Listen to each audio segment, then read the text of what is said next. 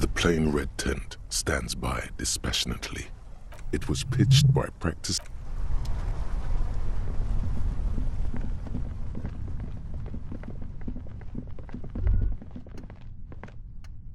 Ratan! Now is the time! Oh, you will see. First the spirits! The blue medicinal spirits! Grab the bottle and uncork it! It is time to unleash the other world! Hush, hush, Ratan! Now is not the time to celebrate. Now is the time to get ready! Trust me on this! This is what it's all been building towards! It's gonna be off the hook! Off all hooks! The bottle opens with a silent, mysterious hiss. The fumes rising from its mouth are as crisp as the northern winds. Howling somewhere, lashing the boardwalk with brine and rain. An ancient warmth crawls under your skin. Now, Bratan, take me off! Bratan! Have I ever lied to you? Just take me off! Your fingers manage to undo the oily knot, and the necktie slides off. It looks so frail sitting there in your hand, weighing almost nothing. Now, put me in the bottle!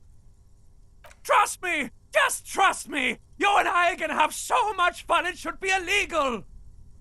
Just put me in the bottle, Bratan! I'm not gonna let you down! You and I are like the same person! As the necktie slides into the purifying liquid, large stains of grease rise off from it and float to the surface. There, they quickly dissolve and disappear completely. Cleansed by the blue spirit fire of 98.7% pure alcohol, the fabric looks almost new again. No longer like a disgusting worm of the lower intestine, but like a colorful and deadly poisonous reef snake of the Insulindian Ocean. The necktie floats in the bluish liquid with almost unearthly grace. There is silence. There is silence. The lieutenant has been observing you quietly all this time. He's struggling to keep silent, but finally seems to give up. I've got to ask, what are you doing? As always, lie.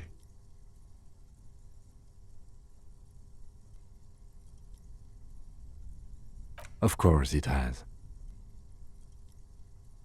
And what has the necktie been telling you, if I may ask?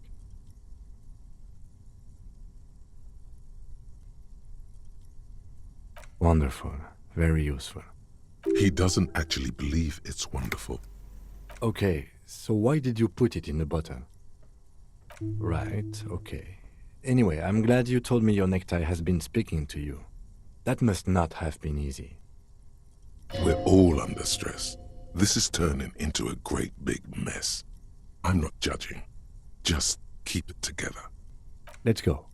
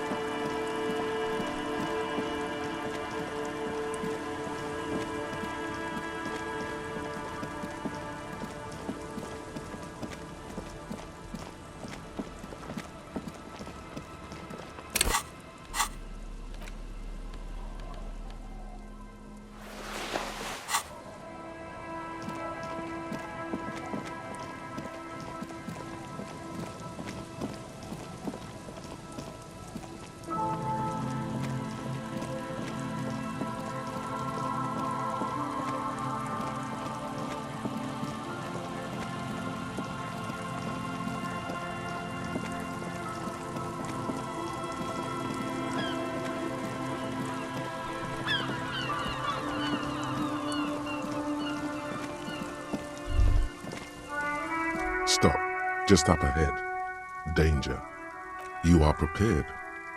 Don't put away your friend, your weapon. It is glowing in your hand, ready to serve.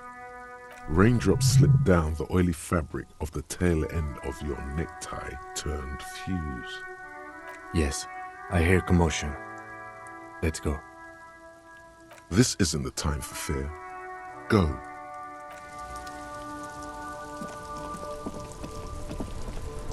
I'm all out of shits to give, loincloth. Welcome to the fucking reckoning. Put your damn gun down. People are gonna get hurt. We need to talk this through. All right?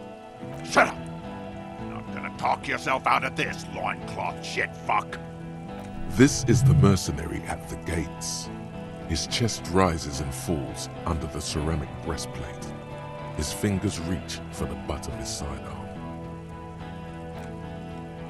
Shh. This is a misunderstanding. Nothing irreversible has happened yet. You can just return to your unit and forget all about this. The Kipt is merciful, willing to spare us if we just forget about our murdered and humiliated commander. I think we should just kill everyone, Courty. You are all drunk.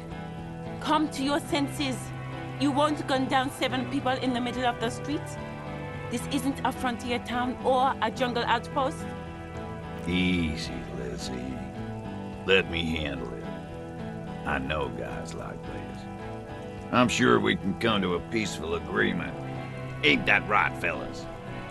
He is facing overwhelmingly superior firepower, and he knows it.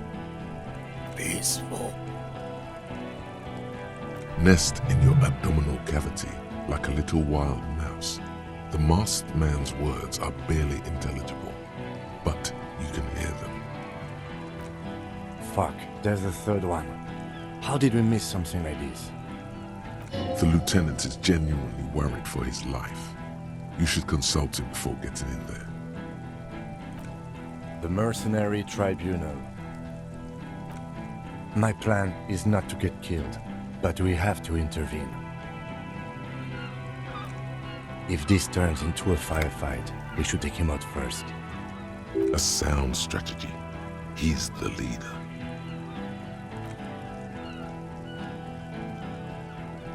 Get lost, comedian. You cops had your chance. Now it's fucking time for some justice. Pig fuck! Ah, yeah! Welcome to the fucking party. You're probably gonna get killed too. I don't give a shit if you're cops. No one is going to kill anyone. Let's just put the guns down and talk like civilized human beings. With a wordless gurgle, the killer loads his long rifle.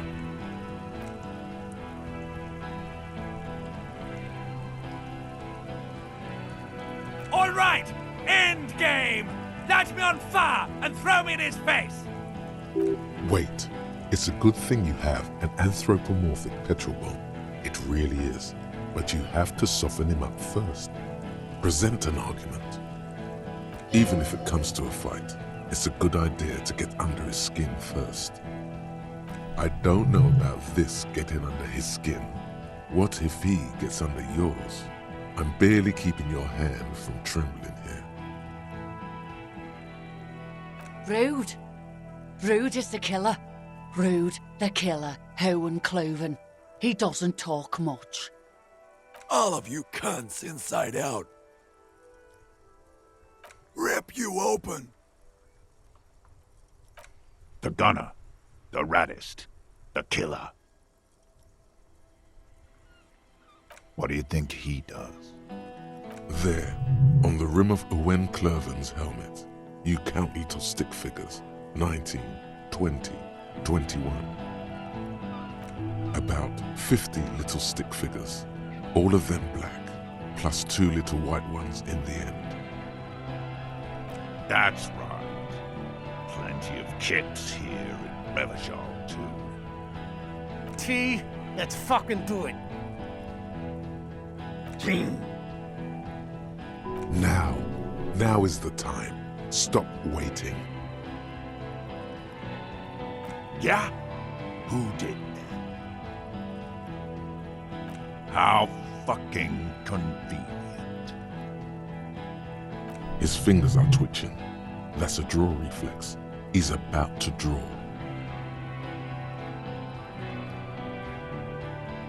What the fuck? What are you doing? You think I'm fucking stupid, cop? What if I just shot one of your pals here, right now? Huh? Go ahead. Tell me it was the fucking cafeteria manager one more time. Listen, please. This cop and this drumhead court marshal won't decide who... He's gonna do it. He's gonna shoot her.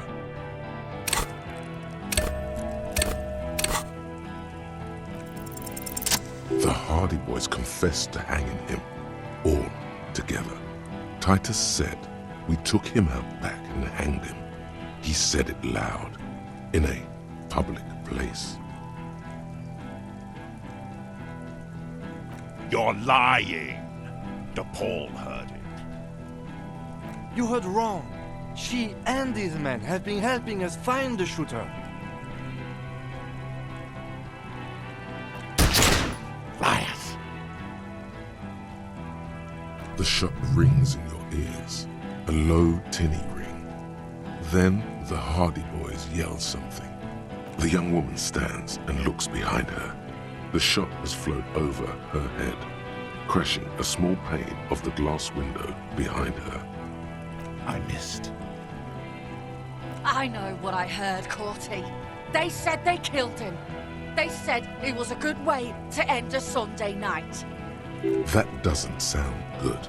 You need to change the topic now, or there will be another shot. What topic? Shots have been fired. Act before it's too late. This was a close call.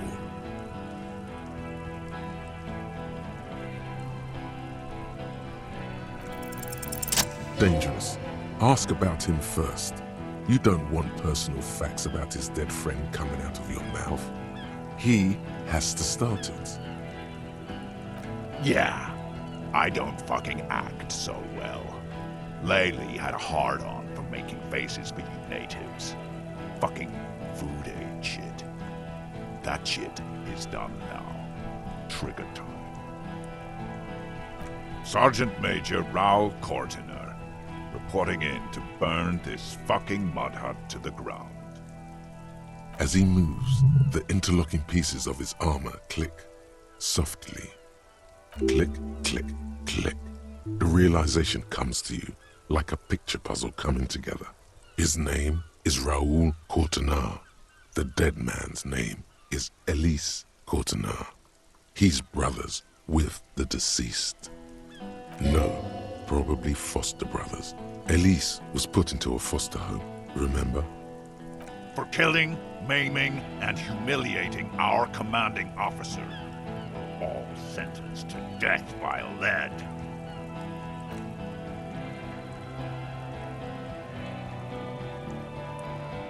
He wasn't my fucking brother. We just grew up on the same farm and got beat into place by the same sick fuck. Beaten by a foster parent or someone on the farm?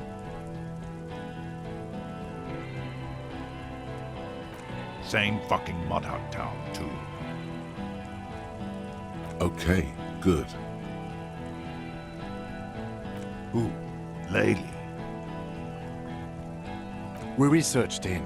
We contacted the ICP and looked at his birth records. That was in there. And other things. They fucking put Laylee in a leaf compactor, and now these cunts finished the job. There's real anguish in his voice. A drunken sadness suddenly engulfs him. Memories. It's a mindfuck, Corty. He wasn't put in a leaf compactor. They're making it up to fuck with us. Major, permission to. Open fire. We can't have that. Interfere now. Fuck do you mean, talker? We've heard testimony. People say he was charismatic, a nice guy to be around. Yeah, he liked to chat up the natives. Share leaflets. Squeeze a bit of kit-tass here and there. Great fucking idea that turned out to be. If Laylee was here, he would spare the lot of you. Maybe shoot one for show. But me, I'm not a big fan of public affairs, Clay Monkey. I'll gun every one of you down for what you did. Ready to open fire, Major. At your command. This one isn't used to being suited this long. She's uncomfortable. We open fire just to hurry things along.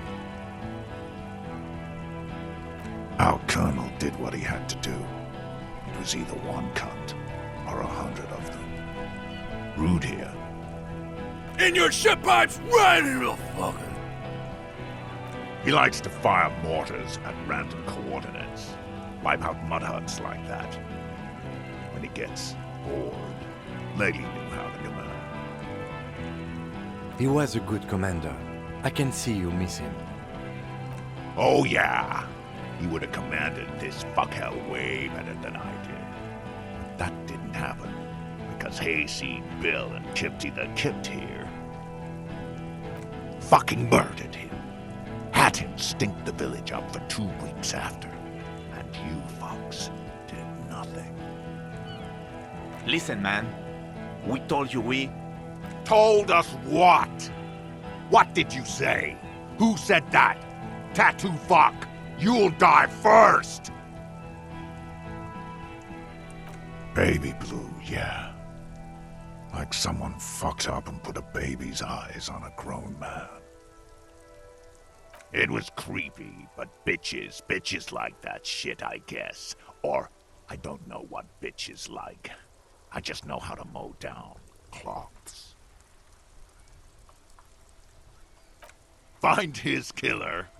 Cop, his killer stands right there, shitting his pants, and you're standing in the way, protecting him. I know what this tactic is, Silo Sam. You're gonna die for them. Right here. Big talk, but that leaf compactor won't leave his mind anytime soon. It's a small thing, but it got him off center. Yes. So what? Stupid shit. I know what you're doing. Fuck. It's not gonna work. I'm clear as day. Enough already! What is this? We didn't come here to fucking chat! Interrupt me again and I will execute you on the spot, Lance Corporal. Now, you got them both off piste. He's foaming mad at her.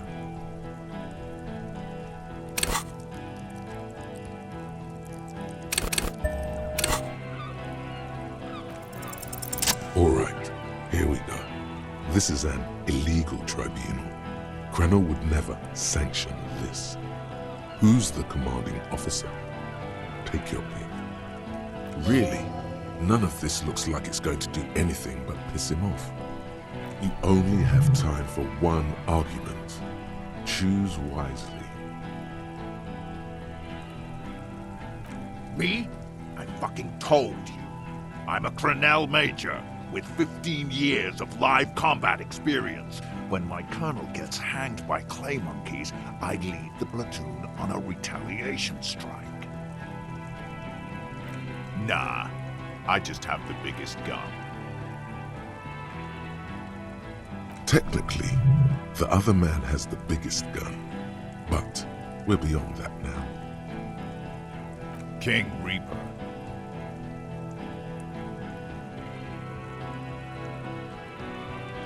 You're right.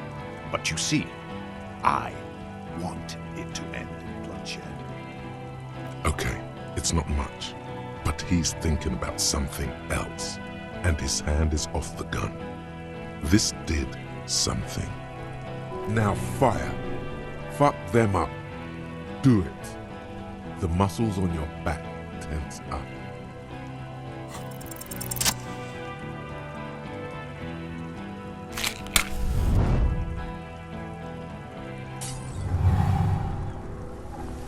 with a crash of shattering glass and a terrible roar. The fire draws in oxygen. The bomb hits the mercenary in the chest, swallowing him in flames as he staggers backward. In the fiery inferno, you see your tie, coiling around the man's neck. It is no longer horrific, but beautiful and pure. I only ever wanted you to have fun, Harry. My name, should you know it, is Jobson AS Men's Fashion Model, Colourful Tie, catalogue number J327. One day a sad man walked into a clothing store. He looked really darn like he hadn't had fun in years. He needed someone to show him how to rock and roll again. Jobson AS catalogue number J327 shone on the tie rack, trying to get his attention. The sad man picked it up and put it on. He looked at himself in the mirror, didn't smile. And from that moment on, we rode together. The rest of your clothes were still normal back then, but we took care of that soon enough. Normal police officer clothes just don't go well with a multi-pattern disco tie made of 98.7% pure flammable polyester. Truthfully, not a lot. I did everything a multi-pattern necktie can do to help a man. I mean, I tried to get you to do all the fun things. Drink beer, drink wine, drink cider. Go to parties with young people around and drink beer and cider. Do drugs too, so you don't fall asleep. You had some fun, but not enough to heal you.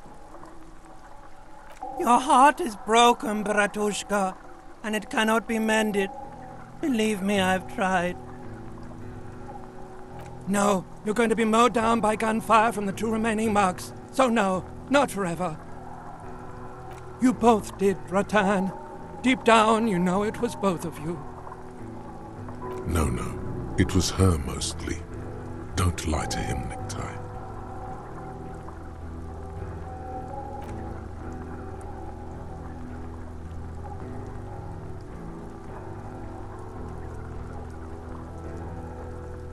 Yeah, his body contorts in a very disturbing manner.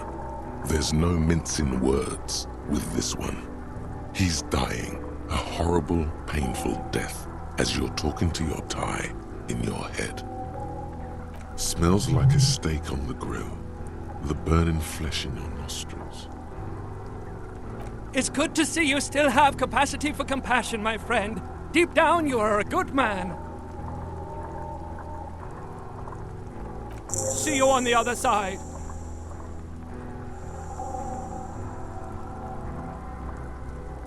Harry, for God's sake! Watch out!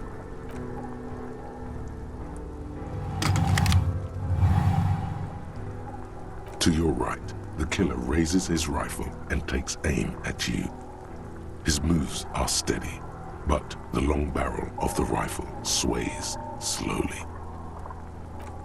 From the corner of your eye, you see the lieutenant raise his pistol and aim it at Rude. He's trying to find a straight line of sight before the rifleman can take you out. In the background, the leader is still on fire. It's not easy. He has 0.6 seconds to do so. He won't make it. You're on your own. You stare down the barrel of the gun. You see Rude's mask behind it, his eyes in the slit of the helmet, like a camera lens, focusing on you. Is there anything we could use to protect this frail body? That gun will tear us to pieces. He's drunk. Drunk fighters overcorrect. Move right, he aims further right. Get him to overshoot.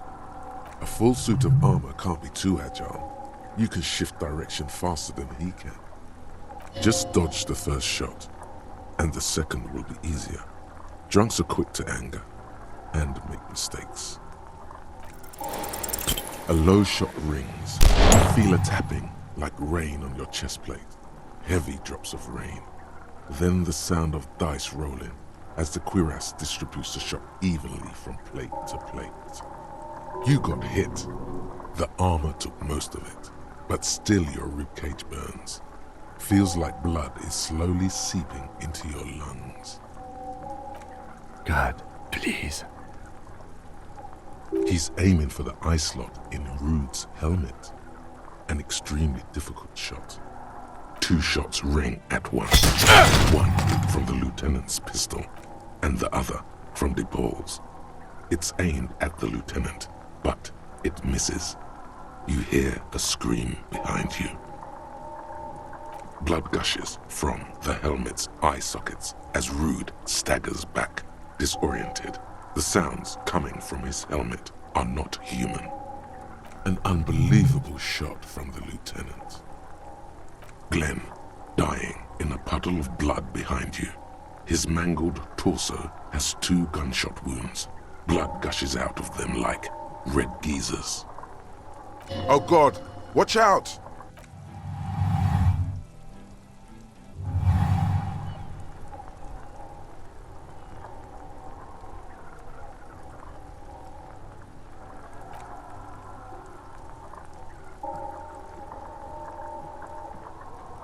Here it comes.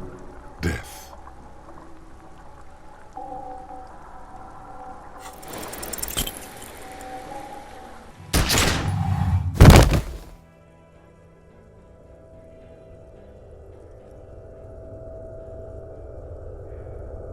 You can't. There is no time. Something inside your pelvis explodes. Your entire lower body is on fire and your legs can't support you. You fall down like a rag doll.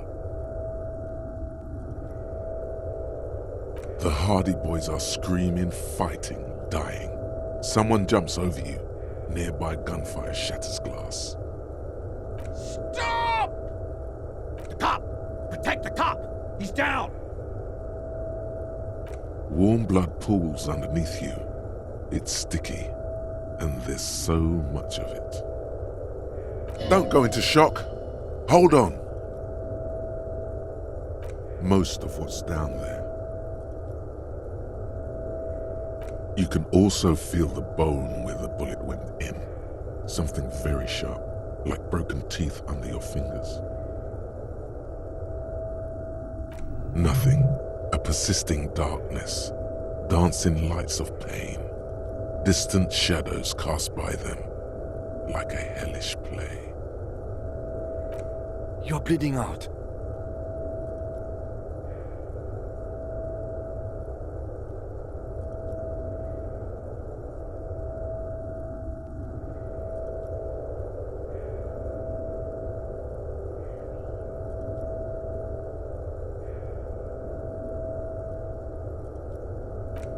Yes, keep talking.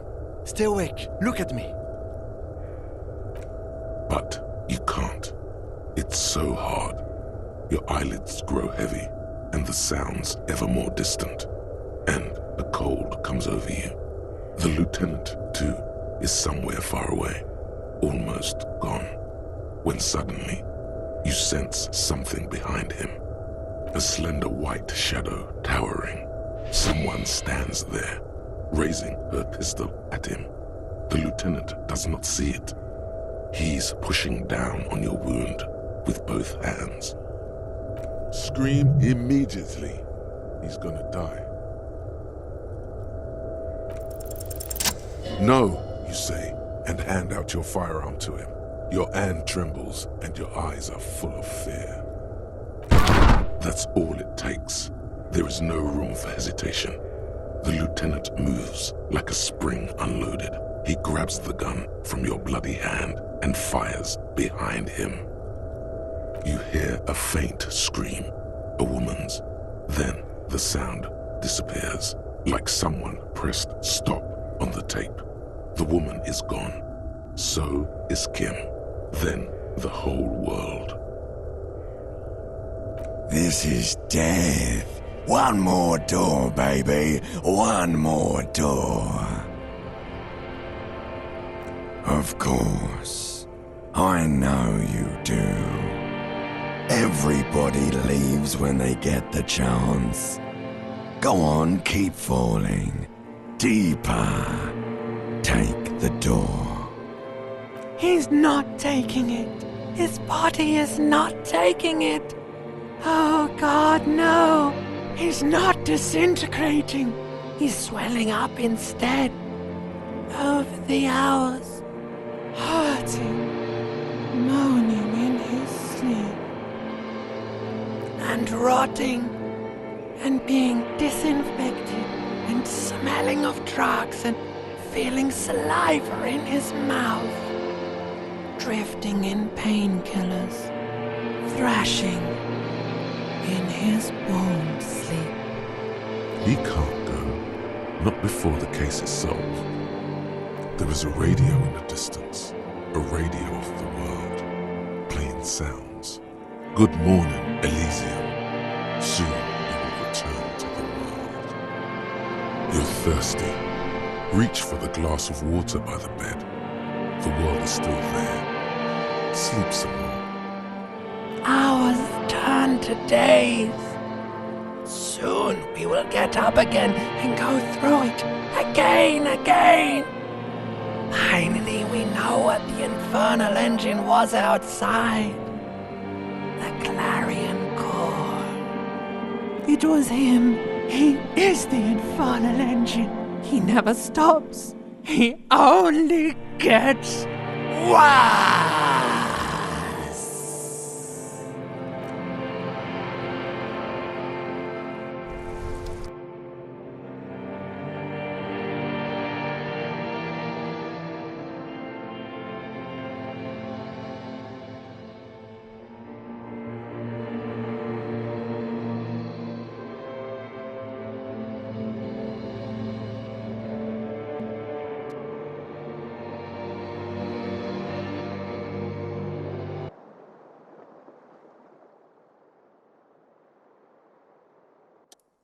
You see the lieutenant's familiar shape in the orange jacket. It turns double, then triple, from the pain. It's nothing. You're alive. That's what matters. Sunrise, Parabellum.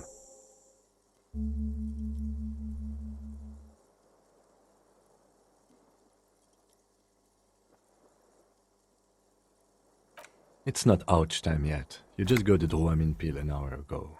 Wait until it wears off. Mr. Gart cleaned it. It took him an entire day.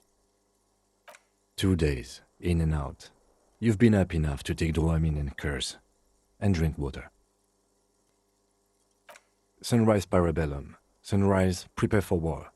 It's an old revolutionary saying. Isn't that written on your...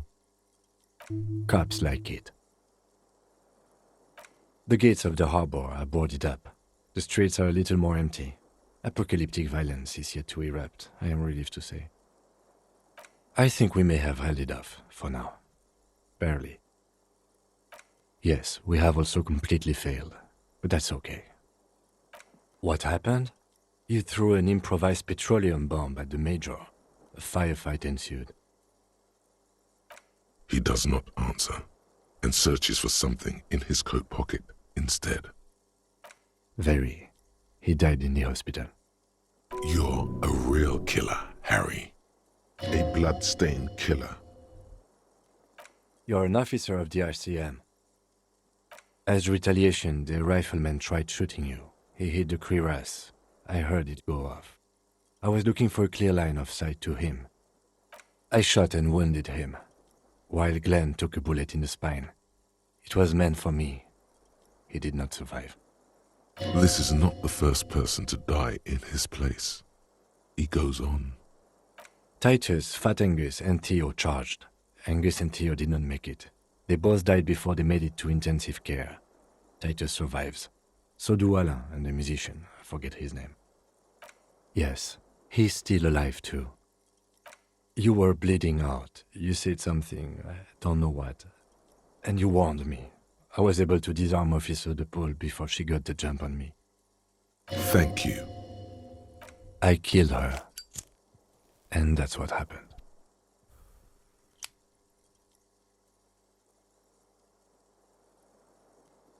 This is the one. He nods. De Paul was the last to die. Everard had their bodies returned to Crenel for a funeral. The company is yet to retaliate. Because we deterred them? Or Joyce did? Maybe the harbor in full lockdown is too costly a target. Or maybe they are simply taking their time and will attack soon. I don't know. 4. Glenn, Theo, Shanky, and Angus. The fat one, he took a lot of bullets. All. Yes, officer. 7 people are dead. It's not a success. But what's done is done. The violence is cordoned off. The Hornets did not get into the beehive. The worst scenario has not materialized. Yet. And we are still alive. Both of us. He did not expect you both to survive once you stepped between those two armies. His smoking, his hunched back. You have it worse, but he took a real beating. That cigarette has medicinal purposes. Reasonably bad. You were shot in the left quadriceps. That's your thigh. It appears no major arteries were nicked. The bullet was removed and a bacterial infection treated with mercurochrome. The bruising in your shoulder is negligible. The armor took the brunt of the fire. We will see. With considerable pain and the stitches tearing every now and then, you should be able to do it. Not very. I have a concussion from that woman beating me with the butt of her gun. I tried to not move too much. Things would be worse if you didn't warn me. Thank you. I did not see her coming. Stupid of me. No. A man and a woman sit in the front seat of an armored motor carriage. The woman is driving. The man lights a cigarette. Jean Vicmer is his name. The asphalt vanishes under the wheels of the machine. Ahead, harbor cranes rise to the sky. Back to that shithole, he says. I called your station after the fight. The injury was logged in. They told me they've sent officers to join you on the site. I'm sure they are worried about you. I did. No need.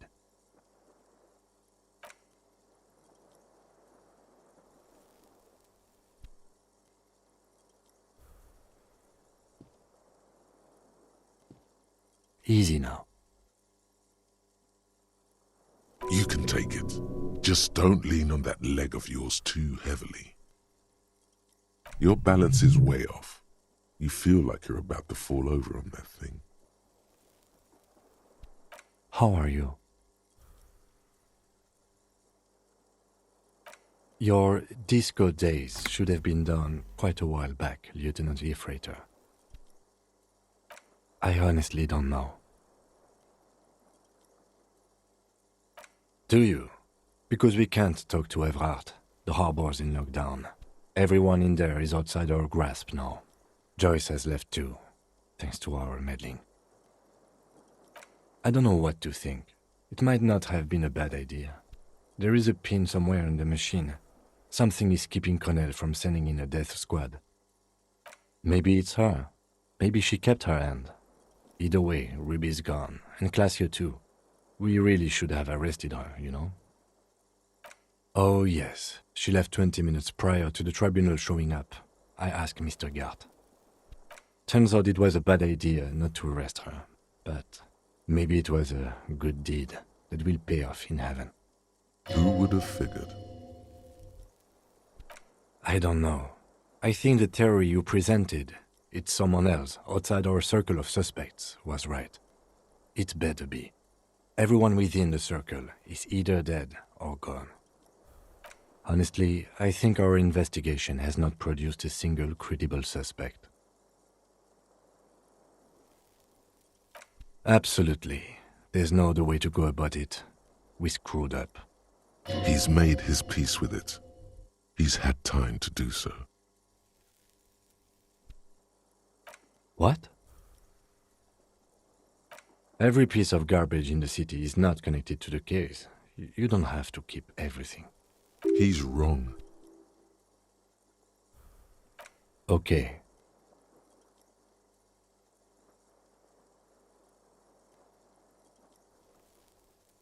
I don't know. That's been there for years. Yes, God cursed the footprints, not solving the case for us. Au diable. We should go upstairs, rethink the ballistics in situ. I agree with this. What else? It's extremely easy. There are thousands lying around. We found one, all completely unusable. It's precisely how easy it is to find one that makes the bullet useless. We could find thousands more if we wanted. All of Revachol is full of them. But they seemed so mysterious. No need to be melodramatic.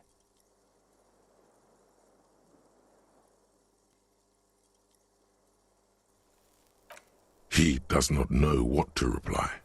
Looks out of the window, then back at you. It's morning outside, you think. I'm afraid we may not be able to locate communism, detective, on account of it being dead. Ideology does not have anything to do with the murder investigation at hand. I'm sorry, it does not. He arches his brow. The ceiling fan patiently spins overhead. It really is very hard. That concussion must be making him dizzy. No. Are you ready to limp? Good. Where do you want to limp to? The lieutenant did mention doing more ballistics. Also, it's just close enough to endure the walk. Why not? Another look at the window, perhaps? The one he was shot through. I don't know. I can't think of anything better.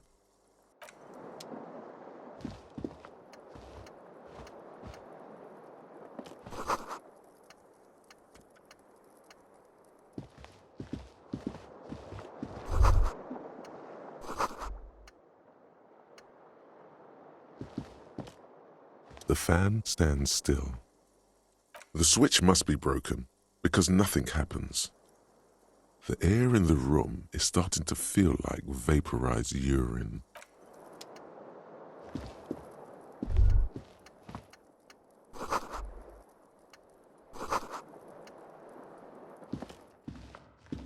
The bathroom mirror has been wiped completely clean. You see the reflection of your face in the mirror, such as it is, without the expression. It's just hairy.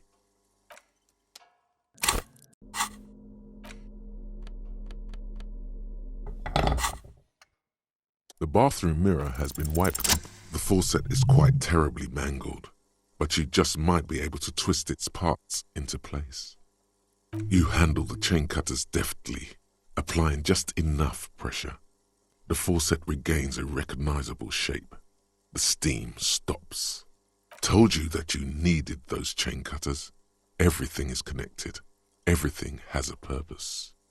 The mirror begins to clear slowly without you having to wipe it. The bathroom mirror has been wiped completely clean. You see the reflection of your face in the mirror, such as it is, without the expression. It's just hairy.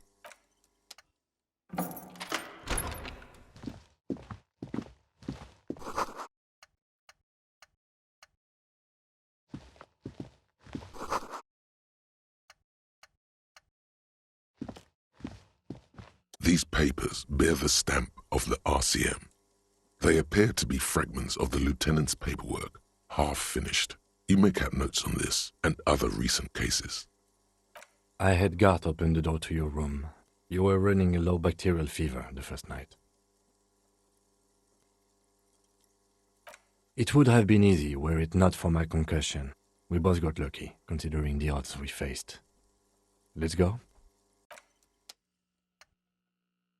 I am sure neither of us feels solid enough to keep loitering in this room. Let's go.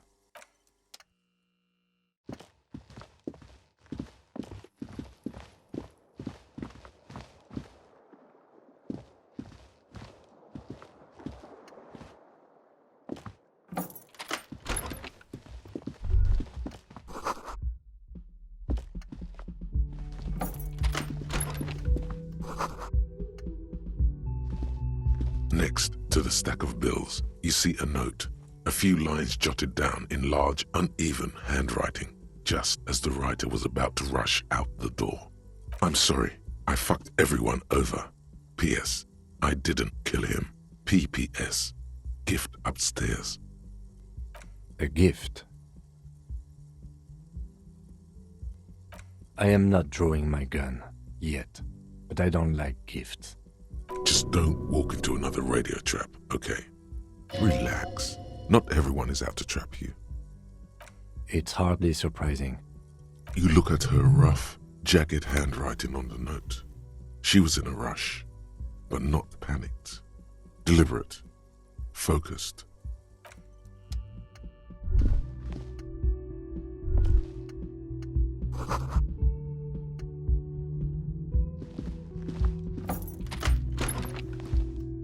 The medicine cabinet is empty. Not even a toothbrush. Pity. I always took you for more of a drunk than a chemical abuser, Lieutenant Hefreiter. Should we go? Mm-hmm. She certainly had her priorities straight when she was packing.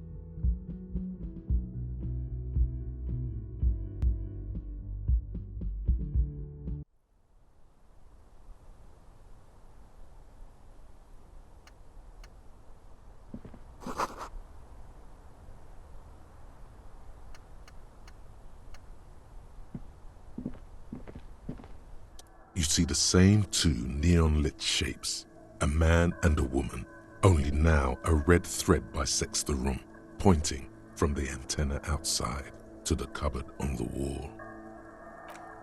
This is ballistics. She's left a trajectory for us. A ray of backward motion explodes from his mouth to the roof outside, A prime, to then widen into a radius of locations in Martinez. B prime, B double prime, and B triple prime. It suggests the bullet came from the extreme upper quadrant of possible angles, from a point beyond the roof. B triple prime. The island in the bay. Unless she thinks the perpetrator was standing on the ring antenna. That is where the thread seems to point.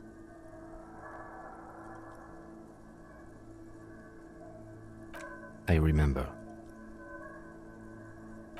She was there that night. She would have known precisely where the bullet hole was in the glass. She had a long time to think about it after, standing on that roof, staring at the glass. It also looks like there may be more to her skill set than we know. The question is, should we trust her? I find that hard to believe, but at this point, what difference does it make? So it is. For a second he seems tired. I just haven't gotten a lot of sleep these past few days. He doesn't really believe this will yield anything.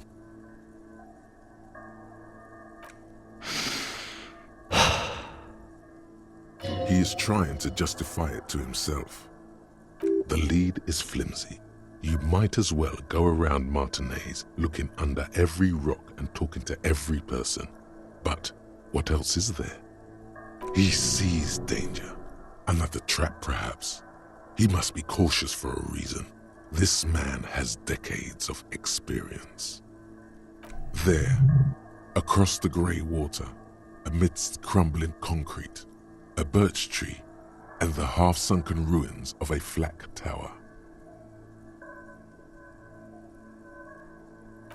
I understand. He will. He has it in him. Not a lot, no. No, I just don't want to walk into another embarrassment. I am a creature of pride, you see. I'm afraid of becoming a joke. It's not something he's proud of, but that's the way it is. Could be the makings of a sniper's nest.